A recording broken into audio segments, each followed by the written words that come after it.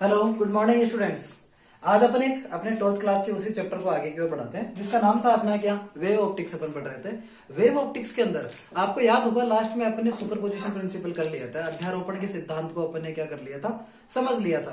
चलिए ऐसे अपन आज आगे की ओर बढ़ते हैं और आगे कुछ ही चीजों को लेते हुए अपने को क्या करते हैं, आगे की ओर बढ़ते हैं। सबसे पहले आपके एक टॉपिक आता है जिसका नाम है क्या, कोहेरेंट एंड इनकोहेरेंट सोर्स बोल दीजिए या वेव्स बोल दीजिए। कोहेरेंट एंड इनकोहेरेंट सोर्सेस या कोहेरेंट और इनकोहेरेंट वेव्स। इसको हिंदी में बोले तो कला संबद्ध तथा कला असंबद्ध स्रोत या कला संबंध कला असंबद्ध तरंगे। चलिएगा इसको समझने के लिए अपने चीज को ध्यान से देते हैं। अगर अपने पास क्या कोई भी दो वेव है, जैसे अपने पास क्या ले लेते हैं, एक एग्जांपल के तौर पे क्या लेते हैं, कोई भी दो वेव्स ले लेते हैं। अगर वो दोनों की दोनों वेव्स क्या है, ये है, ये दोनों की दोनों आपस में किसी एक पॉइंट पर आकर क्या कर रही है, सुपरपोज कर रही है, अध्यारोपित हो रही है। आपको पता है सुपरपोजिशन का प्रिंसिपल क्या था कि हमने कि जब कोई दो तरंगे, कोई दो वेव्स आपस में आके किसी बिंदु पर एक जगह सुपरपोज होती है तो एक न्यू वेव का फॉर्मेशन होता है और उस न्यू वेव का डिस्प्लेसमेंट हमेशा क्या रहता है, उन दोनों ही वेव्स के डिस्प्लेसमेंट के एल्जेब्रिक योग के बराबर होता है, बीजगणितीय योग के बराबर होता है। तभी तो अपन बोलते हैं y बराबर y1 प्लस y2। इसी को अपन आगे की ओर बढ़ाते हैं और अपन एक आगे की ओर लेते हैं जिसका नाम है अपना क्या, कोहेरेंट और इनकोहेरेंट सोर्सेस। अगर जब ये दोनों की दोनों वेव्स आपस में जब टकरा रही है, अगर इनकी फेज जो इनकी कला है वो फेज डिफरेंस कला अंतराल अगर समय के साथ टाइम के रिस्पेक्ट में चेंज ना हो, अगर कला अंतराल फेज डिफरेंस टाइम के रिस्पेक्ट में चेंज ना हो तो उसे क्या बोलते हैं अपन, कोहेरेंट कला संबंध सोर्स, कला संबंध तरंगे या कला संबंध स्रोत। जबकि अगर इन दोनों की जो फेज डिफरेंस है, दोनों तरंगों का जो फेज डिफरेंस कला अंतराल है वो अगर बदल जाए, अगर बदल जाए तो उसे क्या बोलेंगे अपन, इनकोहेरेंट सोर्स, असंबद्ध स्रोत। आई होप आपको ये टॉपिक समझ में आ गया होगा। आगे की ओर बढ़ते हैं और इसके अंदर अपन देखते हैं जहां पे अपना निकल के आता है वो अपना इस चैप्टर का मोस्ट इंपोर्टेंट पॉइंट है जिसका नाम है क्या, इंटरफेरेंस ऑफ वेव्स। इंटरफेरेंस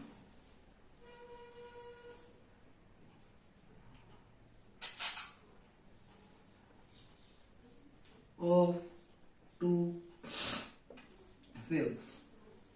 क्या होता है इंटरफेरेंस, हिंदी में बोलते हैं इसका क्या, तरंगों का व्यतिकरण। व्यतिकरण, इंटरफेरेंस को अपन किस नाम से जानेंगे, व्यतिकरण। इसको अपन डिटेल में समझने की कोशिश करेंगे कि पहले तो ये होता क्या है और फिर इसका मैथमेटिकल अपने आइडेंटिफिकेशन भी इसका अपन करेंगे। सबसे पहले ध्यान दीजिएगा, इसकी थ्योरी लिखने की कोशिश करते हैं। When two waves combine together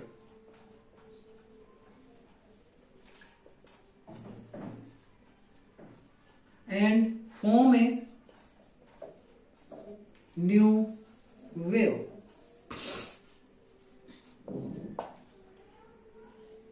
Here, new wave has maximum displacement at any point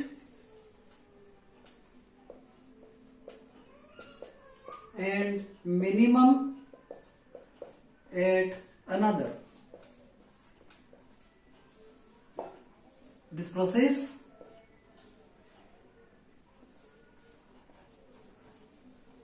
is known as interference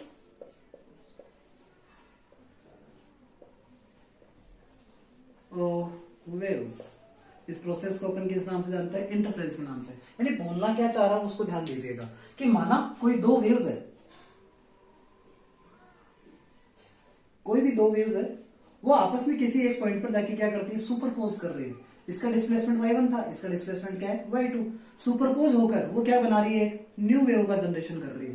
तो इस न्यू वेव के जनरेशन में इसका डिस्प्लेसमेंट क्या रहेगा, ऑलवेज y रहेगा। इस न्यू वेव के जनरेशन में आप एक चीज देखोगे क्या, कि कुछ पॉइंट पर तो इसका जो डिस्प्लेसमेंट है वो क्या मिलेगा अपने को, मैक्सिमम, और कुछ पॉइंट पर अपने को क्या मिलेगा, इसका ये मिनिमम।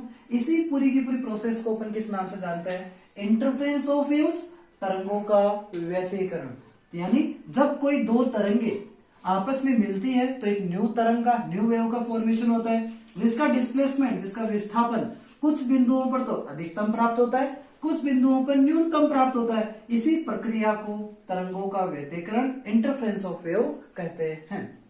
चलिएगा आगे बढ़ते हैं। अपन यहाँ पे क्या लेते हैं, कोई भी दो वेव्स लेते हैं जिसका डिस्प्लेसमेंट अपन लेते चलेंगे, इसको अपन सोल्व करने की कोशिश करेंगे। पहले अपन इसका मेन डिस्प्लेसमेंट निकालने की कोशिश करेंगे इंटरफेरेंस के अंदर। ध्यान दीजिएगा आगे, let displacement of first wave, कोई भी अपने पास फर्स्ट वेव है ले रहे हैं जिसका अपन, उसका displacement upon y1 equal to मान लेते हैं क्या, a sin omega t, equation number क्या फर्स्ट, एंड डिस्प्लेसमेंट विस्थापन ही ले रहे हैं ऑफ सेकेंड वेव, दूसरी वेव का डिस्प्लेसमेंट अपन क्या ले रहे हैं y2 equal to b sin omega t plus 5, अपन ने इसमें फेज डिफरेंस भी कर दिया है, इक्वेशन नंबर क्या आ गई 2। दोनों को अपन क्या करता है आपस में कंबाइन कराते हैं, जब कंबाइन करेंगे यानी सुपरपोज होगा।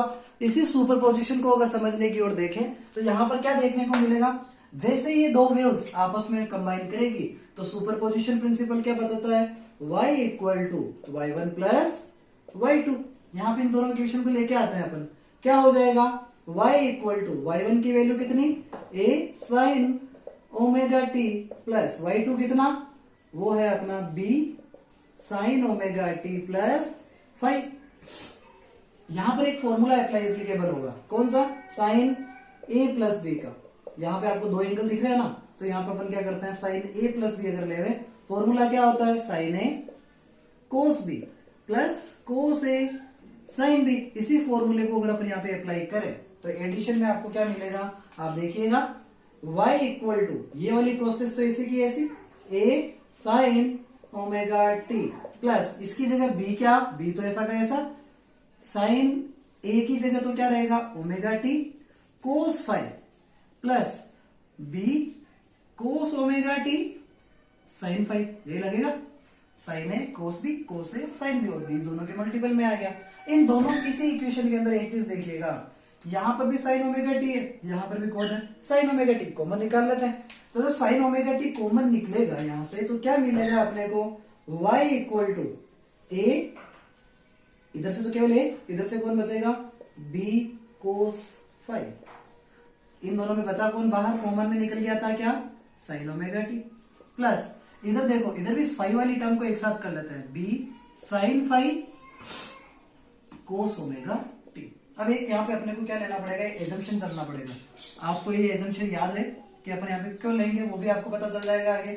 यहाँ पे एक चीज देखो, ये एम्पलीट्यूड है, ए और बी क्या है एम्पलीट्यूड आयाम है, इधर भी बी भी क्या है एम्पलीट्यूड ही तो है, दोनों को अपन एक ही तरह से रिप्रेजेंट करने की कोशिश करते हैं। तो माना लेट जो फर्स्ट वाला है a प्लस बी कोस 5, इसको मान लेते हैं क्या अपन कैपिटल A कोस थीटा, ठीक है, कोस में है तो कोस में मान लिया। दूसरा वाला क्या है b साइन 5, b साइन 5, इसको अपन क्या मान लेते हैं कैपिटल A साइन थीटा। मैंने दोनों ही एम्पलीट्यूड सेम माने हैं क्योंकि जब न्यू वेव बनेगी तो न्यू वेव का एम्पलीट्यूड ऑलवेज क्या रहेगा, सेम रहेगा। इन दोनों को अपन इक्वेशन नंबर क्या दे देते हैं 4 और इक्वेशन नंबर 5। चलिएगा अपन यहाँ पे आते हैं, इन दोनों की जैसे वैल्यू पुट करोगे आप तो क्या मिलेगा आपको, y तो ऐसा का ऐसा, इस पूरे की जगह क्या आ जाएगा a कोस थीटा, साइड में आगे कौन है इधर, यहाँ पे अपने पास बचा हुआ है यहाँ पे क्या साइन ओमेगा टी, प्लस इधर इसकी जगह आ गया a साइन थीटा, बचेगा क्या कोस ओमेगा टी। दोनों में कुछ कॉमन आ रहा होगा, कैपिटल A कॉमन आ रहा है, यानी y इक्वल टू a अगर कॉमन निकला तो अंदर क्या बचेगा cos theta sine omega T plus sine theta cos omega T. आपको याद होगा अपने शुरू में एक फॉर्मूला लिया था साइन a प्लस बी का, ये वाला फॉर्मूला यहाँ पर फिर से लग रहा है। देखो साइन a प्लस बी बराबर क्या होता है sine a cos b, cos a sine b, लग रहा है वापस। तो इसको जैसे ही अप्लाई करोगे आप तो यहाँ पर क्या निकल के आएगा y equal to capital A तो बात साइन a प्लस बी होता है, a की जगह तो क्या है ओमेगा टी प्लस अपना दूसरा एंगल क्या रह रहा है थीटा, तो sine omega T plus theta. Equation number क्या आ गई यहाँ पे 6। यही इक्वेशन नंबर 6 किसको रिप्रेजेंट करता है? डिस्प्लेसमेंट को रिप्रेजेंट करता है, विस्थापन को बताता है, जो हमारी एक न्यू वेव का फाउंडेशन हुआ था। यानी इंटरफ्रेंस ऑफ टू वेव्स में, तरंगों के व्यतिकरण की अवस्था में हमें जो विस्थापन मिल रहा है, डिस्प्लेसमेंट मिल रहा है, वो भी हमें किस फॉर्म में मिलेगा? साइन के फॉर्म में ही मिलेगा। ये कहलाता है क्या? Displacement of new wave. I hope आपको ये समझ में आया होगा। इसके अभी कंप्लीट नहीं हुआ है, अपन इसको अगले नेक्स्ट वीडियो के अंदर इसको कंटिन्यू करेंगे, जिसमें अपन इसका एम्पलीट्यूड और इसके अपन बाकी चीजें यहाँ पे फाइंड आउट करेंगे। तब तक के लिए thank you, have a nice day students.